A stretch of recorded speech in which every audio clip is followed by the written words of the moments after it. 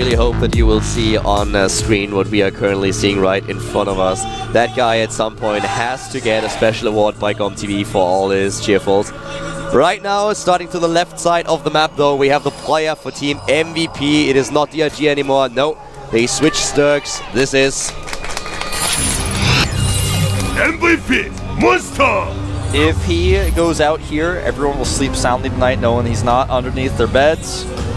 He's up against the Protoss player, up against the strong one on Abyssal City, positioned to the right side in blue. We have FXOpen! Wipe your eyes, FXOpen players and fans. He's already taken a win. He took out the final boss. Come on, cameraman, go for the shot. I think we're going to get it, man. I hope so. Would be a shame. We got to check out this guy's six-pack, man. So good. Spoiling it already, Wolf. Now we have the scouting probe. No camera shot just yet. Yeah. Listen, that probe is doing some cool micro, but I want to see it. There it is. Alright, you want to see that six-pack? Oh, check it out. That's a hot six-pack.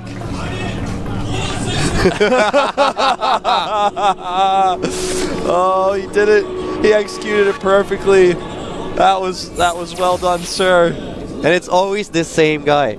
He really has to get an award. Yeah. By the way, that sign was not actually held by him. He attached it to his glasses. It was actually suspended by his glasses on his face. Oh, a missed hatchery block here. Yep. He tried, but he failed. The hatch goes down, and now we have suddenly a 2-base Zerg, of course, starting in this game once again without gas. 14 pool into expand. That's what you want to do. That's the safe way to play it. You don't go for the 15 hatch because you're afraid of a cannon attack that can take you down without a problem at all. There we have him with a normal build. And the question, of course, now is what kind of strategy does Monster want to execute here? On a map like Abyssal City, you can go for Mutalist play, you can go for Baneling Mutalist, you can try to be mobile, to be fast, to hit your opponent at the third and the natural with Lings, with Banelings, and then swoop into the main base with your Mutalist, try to take down as many Harvesters as possible. And this is definitely something that a lot of Protoss players struggle with these days, because it is just so difficult to make it work on Abyssal City. Yeah. If you... Your defense, that is. If you make that Nexus, if you even see that glimmer of a Nexus being started at the third base of a Protoss player, you're basically signing a piece of paper that's illegally binding, saying, I give the win to the Zerg player I'm playing against, because I cannot think of one game. We've seen quite a few games in this matchup on this map. I cannot think of one single game where a Protoss player has taken the third Nexus on this map and took the win on the map as well. I cannot even think of a single time. And I'm thinking really hard right now, and I can't. We have the third base now coming up for, well, for Monster. And Monster is just such a scary opponent to face, especially as a Protoss player. The MC curse, man. When he was able to beat MC, and MC ended up in, well, dropped actually out of Code A. That was so scary. Here comes the probe again. He hit it for a long time at the bottom, and now wants to check out if there's a third base. The Lings are already on the hunt, but they don't know about the probe yet, and they won't be able to deny the scout. Yep, he sees it, gets out. In fact, the Ling's not even able to scratch that probe just yet. Yeah, not at all. The probe will most likely survive. Very likely. The Zealot's coming to help out as well here. Actually, that Zealot, where is it going? He wants to take the Watchtower. He's going to help his probe out. That's a selfish Zealot. Ooh, look at that, a Stargate. I didn't expect the Stargate on this map. Yeah, me neither. An Immortal push on this map is much more common. It's much more common. It's really hard to do an Immortal push on this map, but Stargate play is harder to follow up, because Stargate play is not going to kill your opponent on a map like this, and then it means you're going to have to take a third base. And you know what I said earlier about that third base? It's just probably not going to happen. We could see someone, you know, I could see Tier try to go for a Phoenix opening and then try to go into Phoenix's defend against Mutas on this map. But what happens if he just goes for Roaches instead? Then, I mean, it's really tough. Even if you don't face Mutas, it's tough on this map to hold your third against Roaches, even if you have Immortals, because it's so far away. He attacks 2 different locations at once. How do you defend? We have now a lot of additional drones for Monster. He drones up and he needs to prepare, of course, for his opponent's build. We don't have speed, so the Stalker will be completely fine here. But the Scout goes on. He sees the Chrono Boost. He sees the Stargate. He spots the Phoenix. And this is Monster with all the scouting information that he needed. That was excellent. Yeah. Goes for the double evolution chamber, hits his lair tag, produces the extra queen. He will be ready for this, no problem at all. Now, when you go for example, Void Ray, sometimes you can show the Void Ray, but when you go for Phoenix, you usually want to hide that. But he is going to get some damage done on these Overlords to begin things off. Yeah, but the other Overlord at the top right, for example, starts dodging immediately. Now the evolution chambers are done, Spore Crawlers can be built, and he's just getting additional queens. He knows fully well that queens are all that he needs right now, in addition to the Spore Crawlers. Nice micro on that drone. Zella getting really angry. He was like, at least one. That's all. It's pissed, man. I would be too. I actually just got frustrated watching that. I feel for the Zealot in this case. I mean, you just fall in order season. I mean, it's not like you can run faster. Yeah, he was screaming, someone research charge already. He's locked in the code, man. You know, you can't break the code and run faster. Yeah, if you're called Neo, then you might have a shot at it. Exactly. That's the only case. And that Zealot just happened to not. His name was Frank instead. Frank, Bob, whatever.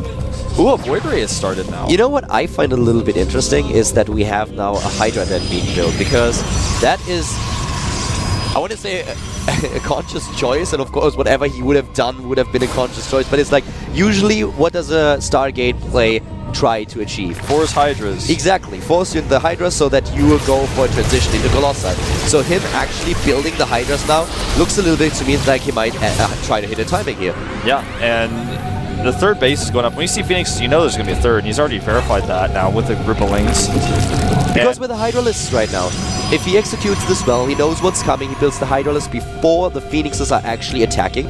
So if he hits a bit of a timing here, he can be sure that there are not going to be too many Colossi, if any. He needs to make a Nidus, I think, if he's going to actually do this. Because if he wants to walk across the map where he already hasn't really aggressively spread creep towards his opponent with Hydras, I completely agree. It's not going to work, I don't think. And he's making 10, he's got to make a Nidus. Usually when you try to hit a Hydra timing, you also play with a Nidus Worker, just to be on the safe side.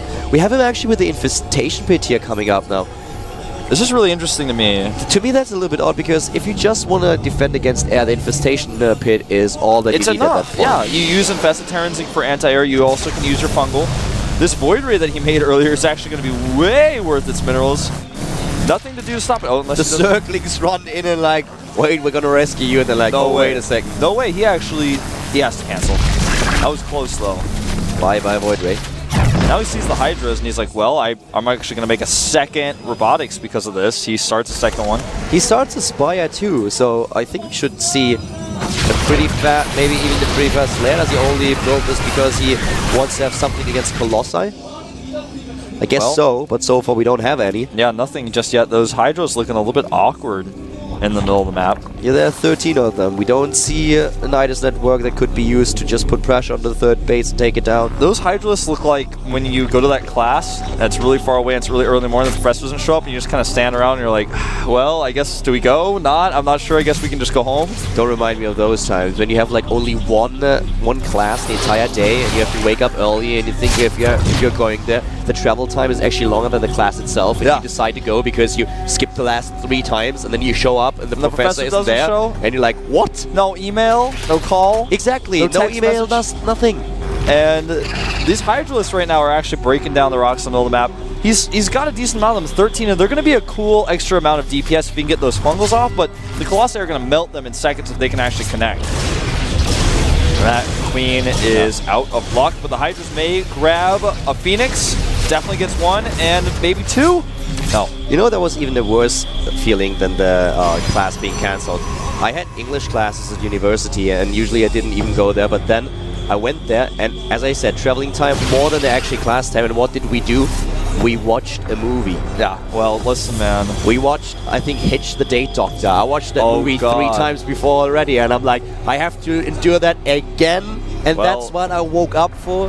Well, man, I'm starting to wonder why you watched it those times before. I guess it was a date situation, maybe, but that's a pretty good estimate. Okay.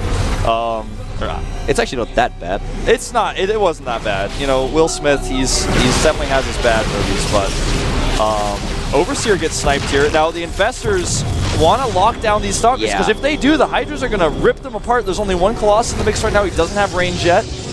That was really well played by Tier. If he would have been hit by one fungal, just one, he would have had to turn around. Either to sacrifice a third of his army or a fourth of his army or turn around and fight this. And he does not want to fight this army composition with only one Colossus. Yeah. He has +3 on the way right now. Now they are 2 and here comes the battle. We have MVP Monster engaging. The fungals are good. And of course the Corruptors are immediately focusing down one Colossus after another. Takes down the first, takes down the second. And here are the Hydralisks going to town, taking apart most of these units. But Tier just has too much. He has too much. There are 56 Lings in the production tab, but they're not ready yet. The Colossi being gone is really nice for him, but if he can't get these Spine Cores up, he may be in trouble because the Warp Prism is still around and he can reinforce with it. The reinforcements, they are going to be scary though. He built more than 50 Zerglings, a lot more Hydralisks. Now without the Colossi, these guys are going to go to town. This is going to be one epic engagement. Monster is definitely just preparing for the next wave to run in. Yeah, you know, I was talking about before, I've never seen someone hold a third Nexus on this map and actually win the game, but I've also never seen someone make Hydralisk unless they're going for a timing attack in this matchup in probably a year, but we'll see if he wants to trap him with these Lings. A nice wall with the Zealots and that one force field. That was excellent. That could have been a game changer, but the Lings still stream in. The Lings streaming and suddenly they surround the entire Protoss army and Tier is dropping in supply because of it. That wall earlier with the Zealots and this one force field was actually fantastic, but now it is it is Tier on the back foot. He has to retreat here and suddenly, well, Monster controls the map once again. Yeah, I mean, it's 3 base against 3 base at this point in time, but the Zerg player has the better control. He's got the better tech. He's getting +1 now for his Corruptors. He can start that Greater Spire whenever he's ready to.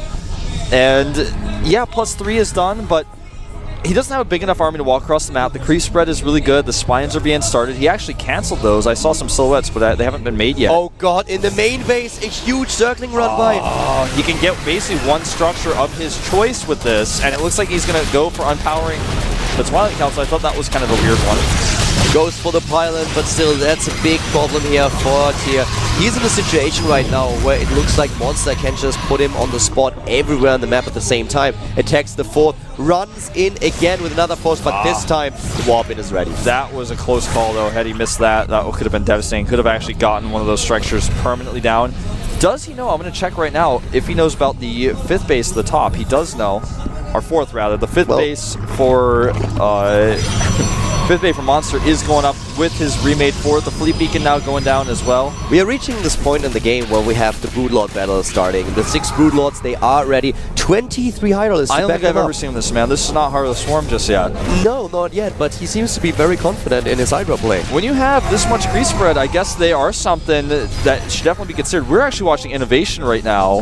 The thing is, without charge, and now charge is started to be researched, but without charge, the Hydras melt away those Zealots without a problem at all. As soon as charge is researched, it's a little bit of a different story. Yeah. But with only 2 Colossi, he needs more. That's why he gets another one now. Also, the Templar Archive will help him a lot. If he gets Storms up against those Hydras, that's going to help him so much. But this composition is really tough to beat. It really is. A few Corruptors only here, but he drops some Infested Terrans to lead the charge.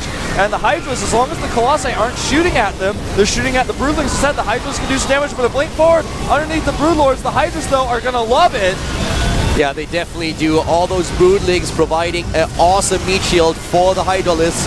Doing a great job here. The blink forward in the middle of the Hydralisks. Hydralisks are actually just killing this base. He's killing this base with Hydralisks, 2 Corruptors, and some Broodlords, and this Nexus is going to fall. Yeah, I can't believe we're watching Hydralisks in this matchup right now at the 20-minute mark en masse. It just does work so well for Monster. This is something that I've never seen in the GSL before. We've seen Hydra timings. Yes, we've seen Hydra timings against Immortal pushes. We've seen them against not just executed as a timing with a Nidus network. We've but seen never Nidus something networks. like this. We've seen Hydra drops. We have not seen Hydra mid-games, and that's what we just saw. 14 additional Hydralisks at the 20-30 minute mark right now being made. The way that he plays is actually really smart. All those units that he has at the front with the Broodlings, for example, they just provide the perfect cover for the Hydralisks. And as soon as those Stalkers blink forward, they find themselves in the middle of Hydralisks. They have to focus down those Broodlords, and at the same time, they're being ripped to shreds by the Hydras. Yeah, you're so right. One Corruptor does die before it can morph into a Broodlord, but this could just end up being game. There's so many Lings. This is a new competition. This is a new way of playing, and the Zerglings are dancing. Monster showing a new style here. The Hydralisk dance, and GG. GG indeed. The Hydralisks win the game together with the Broodlords. Another point on the scoreboard for Team MVP. And Wolf, this final is crazy. This is one back and forth team match. I am actually just freaking out about the Hydralisk. This whole team match is like ping pong. Yeah. It is like ping pong, man. Oh, wow. Here we go.